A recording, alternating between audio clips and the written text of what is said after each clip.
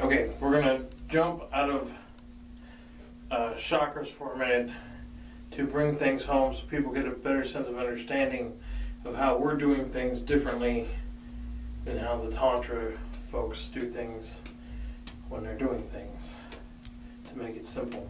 Alright, so discussing on how the inside of things work, we're going to start with the concept that you have the Ida, the pingala, and the sushumna. And the Ida is represented by the blue line that's squiggling back and forth. The circles represent each of the chakras that go along the spine, and in this being where all three of these meet together to open the Swahara chakra or the crown chakra. They actually meet in the Ajna chakra around the nostrils, because the Ida and the pingala start from the nostril and end up in the gonad, either the testicle or the ovary, depending on the gender. The sushumna goes up from the Muladhara chakra all the way up, and again it meets with the other two at about the nose nostril level. At that point, when they all three meet in the Ajna chakra, then the serpent, the Shakti, can finish flowing up the channel of the sushumna and enter into the crown chakra, which thus opens the crown chakra up and allows for the Jeeva to specifically, specifically what they do is they get the Jeeva connected to Brahma, but we're not aiming for that. When we open up, we want the Jeeva, our Jeeva, to connect with Purusha, and we'll get into that because it's a whole different thing later. So the Ida itself is a cooling energy, the feminine energy. It's covered by the god Shiva, because he's cool, he's a lunar energy, it's the meditation aspect. There's a lot of things that one thing will be considered feminine, but it'll be guarded over by a masculine god, and you'll see this duality throughout a lot of things. The channel or the shoot or whatever you want to call it to help explain what's going on the spine is the Ida. In order to access the Ida, you'll see a lot of Indians covering up one nostril or covering the other nostril to breathe, so that they can ignite one side or both sides or wherever else. And there's also a pattern on which part of the nostril that you breathe from that will excite the specific chakra due to the element that is associated with the chakra. So therefore, you can do breathing in certain ways to light them up one by one by one by one, depending on which part of the nostril you breathe in from. The pingala is the opposing solar heating, it's masculine. The goddess that's over it is known as Yami. Yami is the twin sister to Yama. Yama is the god of death, and he is the ruler of Nakara, which is the underworld, and so on and so on. The particular river that is represented by is the Yamuna River, which represents Yami, because she constantly bathed in that river for her sins, to clean her of her sins. And the Yama River is a tributary to the Ganges River. Simple as that. Now, the sushumna, which is the energy cord that allows the Shakti serpent to rise for the Kundalini, is basically, they're calling it kindness, compassion. That's where the divine aspect, if you will, is, and what most people would be considered divine, like order, kindness, beauty, art, all that stuff. The Sahaswati goddess is a tri-goddess. When you're specifically looking into Vedic Hinduism, you have the tri-gods, which is Brahma, Shiva, and Vishnu. And then this is the tri-goddess, and she splits down into three, and she's the consort of those three gods, blah, blah, blah. The river that the sushumna is associated with is also Saraswati, which the river no longer exists, it's dried out. But they have found through doing maps with satellites and other types of maps that yes, there was a river in there. It did there, and it was also, again, off of the Ganges River. Unfortunately, it no longer exists. But when we're talking Vedic Hinduism, we could be going back as far as 25,000 BC. So yeah, there's going to be cities that don't exist anymore. There's going to be riverbeds that don't exist anymore. These things aren't going to be there anymore. But that's what she represents. So when you're looking at that, those things are known as channels or chutes.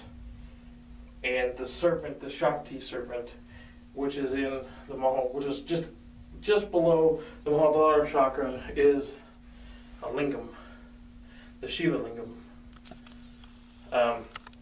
And the Shakti serpent was curled around it 3.5 times. Using certain breathing techniques, using the Ida and the Pingala to do the awakening of the Shakti, it uncoils the snake from the lingam, and when that uncoils, its mouth opens, and that the awakening occurs, and that allows the sushumna to open up so that the serpent can start rising up that channel. And once it reaches to the top and it opens the Muladhara chakra, that's the great liberation, that's the Kundalini rising, that's all that stuff. That's the main big tadao in order to free your Jeeva from the reincarnation cycle. It's pretty simple. But you got to have your chakras ready to go, aligned, open, and all that good stuff before you even try to do that. Otherwise, you're just going to wreck yourself. And you can even break your spine doing it if you're not ready for it. So does all that make sense? Any questions on that part? Wait, what was that part about breaking the spine? If you lock up, if your chakras, if you haven't dealt with all the emotional BS that is stored in each chakra, and you go to open that chakra and run that Kundalini Shakti through there, it will cause such tension in the muscles and the bones that you can pop bones. You can hurt yourself, permanent damage. If you have not cleansed and got those balance before you start doing the Kundalini work. Yeah, bad juju. You gotta be careful with that stuff. Any other questions on that part? Okay, so to put our twist on it, anybody who knows anything about what we do, you should be aware of the mythological Antichrist, or whatever the hell you want to call it, known as Ahzi-Dahaka, the Demon King Zahak. The Demon King Zahak is basically a king. He has 2 snakes that come out of his shoulders after he got butt fucked by Ahriman. Those 2 snakes are representatives of the Ida and the Pingala. In other words, it's to give a visual clue that the Kundalini has been awakened inside Ahzi-Dahaka, and it is also to show that to the Zoroastrians, the snakes are noxious creatures, they're magical creatures, they're nasty creatures, and we have those sitting coming out of his shoulders, talking to him. And they're always talking to him. And he has to feed each one a brain every day so that they don't, consume him and consume his brain. Make sense to everybody? I'm not going to give away the secret of what the snakes' names are, because this is a public lesson and you people don't deserve that shit. So, moving on, and we're talking specifically about the mind. We're going to review those aspects of the mind that we've talked about before. It's going to be a quick review. The Sita, your basic general sense of mind, your how well you think, how well you process, what you're feeling, how well you do things, just general altogether. The Manas is your will. Your willful thinking, your willful speaking, your willful action, your creating. This is your will upon the physical reality. Make sense? Okay. Vinata, they usually like to give this huge list of different shit that it goes over. Sometimes it's 14, sometimes it's 24. It's your subconscious's mind's way of processing everything that's going on. And like, say, if you're an artisan or an artist, or even like driving, you drive all the time. So driving becomes a subconscious thing. You could drive literally in your sleep and get from point A to point B and not even remember how I've done it before. Because your subconscious takes over and you're driving. So it's always analyzing, always looking, always seeing everything, and it makes all the adjustments it needs in order to drive so everybody's safe. Shmi, you've been a carpenter for a long time. So you'll be doing things and you'll be making adjustments without even realizing you're making adjustments, because your subconscious already knows to make those adjustments before you even get there, correct? Yeah. That's part of being an artist, because you've done it so many times it can make its own reaction to things, and it'll take over and do things without you even consciously thinking about it. So when I talk about the subconscious mind, I'm talking about that aspect of it. How it's always seeing, smelling, tasting, hearing, and processing all that information and putting out all that stuff without your will being connected to it. Make sense? Cool. The buddhi is the bitch. The buddhi is the thing that makes the mind the weakest for us. The old saying is, everybody's born with sin, everybody's bad. Well, that's another flip projection. Everybody is born with a fucking buddhi. This is the aspect of the mind that is attracted to goodness, peacefulness, Ahura Mazda, Brahma, Zurvan, whatever fucking name you want to put on the thing. That piece of your mind is always moving in that direction. So one of the biggest weaknesses we see with Ahzi-Dahaka is he's not doing anything to corrupt that aspect of his mind. Does that make sense to everybody? He doesn't have a religion. Sure, he worships demons, he does magic, he does all that shit, but he doesn't have a religion. I just do witchcraft. I command things. I have these special powers. But I don't have anything programming that aspect of my mind to corrupt me from it. So what's going to happen if you're doing all this evil shit, but you're not corrupting this part? It's not gonna matter. You're gonna have a Darth Vader moment where you throw the Emperor into the fucking death ray. There you go. What is this? This would be our version of using doubt and vexation on good. How do we pull them away from God? We make them doubt God and we vex them to see that God's not real. Well, this is how they get to us. They get to us through our morality, telling us how bad we are, how we shouldn't do these things, and how God will give us peace and all the rest of that horse shit. That makes sense?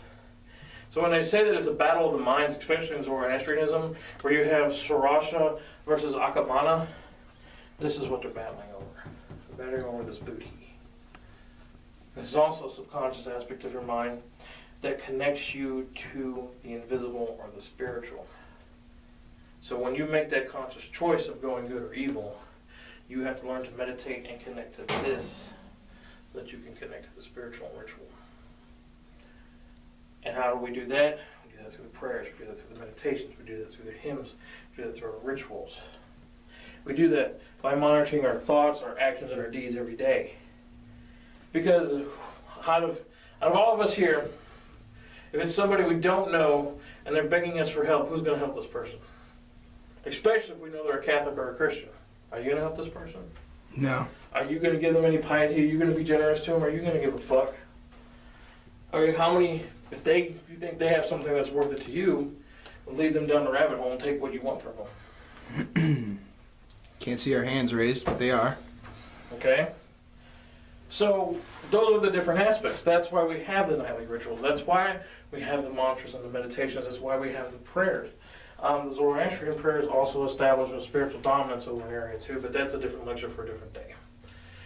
And it's those religious workings that connects us to our buddhi, allows us to corrupt the buddhi to connect with the devas and the entities that we work with. Make sense?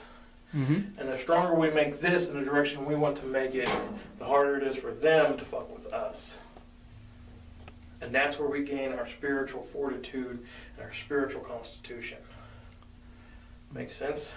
Yeah, by corrupting the buddhi. I was wondering myself when we were first talking about it if we were going to try to remove it as we remove the Holy Spirit, but if it's a functioning part of our spiritual anatomy, you can't. Yep, this is the aspect that once we open it up, once we get the Great Liberation, that's how we start doing with the Gyro-Mantra and the planetary exercises that we talked about earlier. This is the peace. This is the spiritual peace in the subconscious mind. They talk about your conscience. That's another derivative of this. Interesting. Any questions up to this point? I'll take that as a no. Okay, so bringing this all home, we've discussed that there are the 7 chakras that start from your butthole and go up to the top of your head. And we've discussed that there are 7 chakras that go from your hips down to the soles of your feet. Okay. Those do also correlate with different aspects of Naraka, which is the Hindu underworld or hell. But we're not going to go into that tonight because we want to specifically keep in mind of what's going on internally. The thing we don't have up here, which, you know, it should be something that is a Jeeva. The Jeeva is basically your ethereal, immortal person, what we call spirit. Most people call it the soul, we call it the spirit, because to us the soul is a pedometer that we remove during our exorcism. That's the soul. The Jeeva is the thing that gets reincarnated. It's the energy field, the ghostly thing, if you will, that runs through your nervous system. It runs through all the nadis. It's controlled and its focus is through the chakras. And it's also controlled and focused through all these aspects of mind. Does that make sense? So it is not only taking all the information, but it's getting impressions. And it keeps the impressions. So think of it as a piece of foam, and you've laid on a piece of foam, and you left an impression of your ass in the foam. Right? And every night you lay down in that same spot and do the same thing. The impression sticks, and it sticks and sticks and sticks more. So after it's been for so long, the impression's there permanently. So think of your Jeeva as like a sponge inside the body, that it's getting laid with these impressions. Because everything that you do, one of these chakras gets an impression from it, gets a control factor of it. Does that make sense? We've talked about the expressions, we've talked about the senses and how those are controlled by the chakra centers. We'll get into it more at a later point so that it makes sense. But like, for example, the heart chakra is control over what you do with your hands. And it also has control of how you deal with your emotions. And that impresses itself onto the Jeeva. Make sense? It's kind of hard to draw a Jeeva, just think of it as a man sitting and meditating. So, would the Jeeva be considered like your aura? No, your aura is actually a reflection off of your heart chakra and your other chakras, whether they're aligned or not. Okay. The Jeeva stays inside unless you astral project it out. It's basically your spirit, it's your ghost. It's the immortal thing that always goes on and gets reincarnated. So would it be like say somebody passes traumatically, is that the piece that we would assume would be left behind? Yeah, that would be the piece that would be left behind depending on how traumatic it was. And depending on how long it stays behind, it can either be consumed or it can become a demon. Get corrupted. Yes. Depending on which other spirits it deals with. Super interesting. Yeah, that's a whole different lecture too. Okay, sorry. That's all right. So, all that makes sense at this point? That's what's going on the inside. Spiritually. And subconsciously. Because all that shit hooks in together. Cool? Questions? Good to move on? Okay. So, we've gone over the lower chakras before. You have the Atala chakra, which is here in the hips. It directly affects your manas. Your manas is your actions, your thoughts, and your speech, which hooks into the sin of lust, which hooks into Jahi. Self-explanatory, right? Yeah, pretty much. Okay, so let's just keep going. Vitala, mid-thigh. Buddhi, it focuses into wrath, and it is owned by Ashma. So we're using wrath and Ashma to alter buddhi. Does that make sense? These aren't your typical, like a guardian, like your middle chakras has a guardian that you worship, you work with, and he opens up the chakra, reveals the power to it, and everything else. These are the guys that are influencing these lower chakras. So if Jahi is influencing your mind with lust, she's also influencing your Muladhara chakra with lust. And if your Muladhara chakra is based on nothing but lust, it puts you out of balance. And when you're out of balance, then you're going to do quote-unquote immoral, evil things. So we're working our way up and down, if you will, to continue to fight these aspects of our mind with the Deva's influence. Make sense? Make more sense? Any questions before we keep going? So then it's kind of like, you said the booty is the mid-thigh one, right? Like that's the one that affects the booty? Well, there's actually two, but yeah, that's the first one. So if that's wrath, and is that kind of like justice turning into... Outrage. You know, you've wronged me, now I'm going to take my vengeance. Or I've been wronged, so I'm going to destroy somebody else's shit. You know, what is wrath? It's a very good question. And Ashma is over that emotion. Ashma is over that drive, wrath. Wrath is the destruction of the enemy. You want to call it justice, you want to call it vengeance, it's destruction of the enemy. It's that anger, it's that rush. It's more than just anger, it's the vexation of anger. Makes sense? You're going to vex that anger into action. It's that action that makes it wrath. Sutala. It's over to Sitta. Again, the Sitta is just a general sense of mind. It causes jealousy, non-shite. Because non-shite is specifically the demon of... Blasphemy. Well, blasphemy and what else? Discontentment. Oh. You are never content. Oh, Shiva makes sure you're never content, according to the Zoroastrians. But he seems so content. Exactly. I mean, he's just sitting there the whole time, laying down. Yep. That's going to be your name. Moving down into the calf, Tala Tala. You're going to attack your manas, which is your will. And it's actually willfulness or willful thinking, evil thought. I'm conniving. I'm going to make these dirty things happen. I'm going to kill, plot, murder, steal, whatever they want to say it is. We all know for a fact it's just us brooding, making our plans and setting our goals. Well, it makes sense because a lot of like the energy stored in like running or moving is right there in your calves. A lot of that kinetic energy. Yep. All right, then we get into the Rasa Tala, which again is attacking the subconscious mind. And that, my ladies and friends, is in your ankles. And that is evil influence. And in other words, influencing yourself, influencing other people, your ability to manipulate lesser magic, yada yada. And that is over by Droog. Because there are many Droog, they are so many, they are nameless, and we can use them in our commands. And that's what those prayers are for in our enlightenment, by the way, guys. That's how you control Droog. That's how you keep them around you, and that's how you set them up at the base of operation. With your ankles? No, but the prayers. Oh. The chakras in your ankles. Okay. So you're talking about the invocation of Juge whenever it's like, I don't know, how does it go? We'll go over it all at another point. I'm not going to do that on camera. I'll do it with you guys personally. That's shit they don't even know. Oh, I remember what it is now. Yeah. Okay, so then we get to Mahatala, which again affects the buddhi, which is your evil deeds. Controlled by Indar. You all know who Indar is, correct? Okay, I really don't want to go over Indar. That's your evil deeds. That's the top of your foot. Your evil deeds are at the top of your foot. Patala, again, is going to attack the Sitta, general sense of mind, anarchy, or complete control.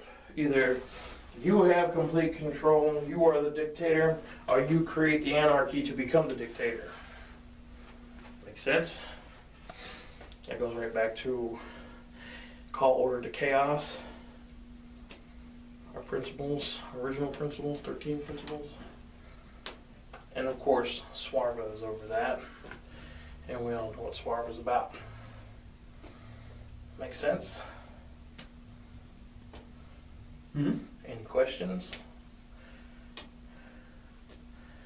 Okay, these are the darker sides of the things that we were doing. Again, these are also the names of the main 7 levels of hell.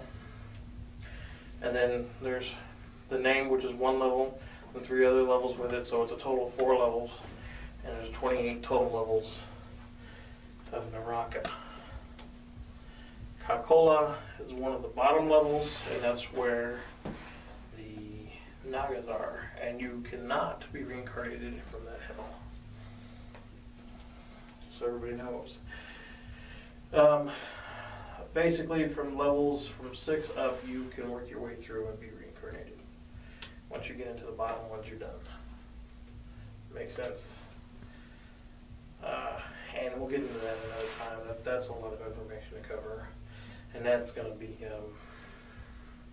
for those who've done already Mind Enlightenment and gotten towards the back, there's guided meditation aspects where you're dealing with symbol work and then moving into falling through yourself and falling out into the 4 different levels of hell. In the new book, it will have similar things. Going through all 28 levels. So it's not just going to be, you know, how to work the chakras, get the Kundalini off. There's also going to be the guided meditations. There's going to be how to work with the lower chakras. There's going to be understanding how the jinn work, specifically with making rings and talismans. And we're going to compare it along with how the Hindus make the talismans and so forth with the Ahzi-Dahaka, or however they pronounce it. And then there's also going to be what they call the black magic, the controlling, hypnotizing of other folks through mantra, the Vishkaran mantras. It's actually going to be quite a full book once we get through all the fucking pieces. And like I said, I honestly think it's going to be 2.5 to 3 years worth of work for people to get through, honestly. Any questions? Many, but none that we have time for. Well, or are they appropriate for the video? No, Gotcha. no, they are not. Okay, well then that wraps up the video, and that's what we're going over tonight.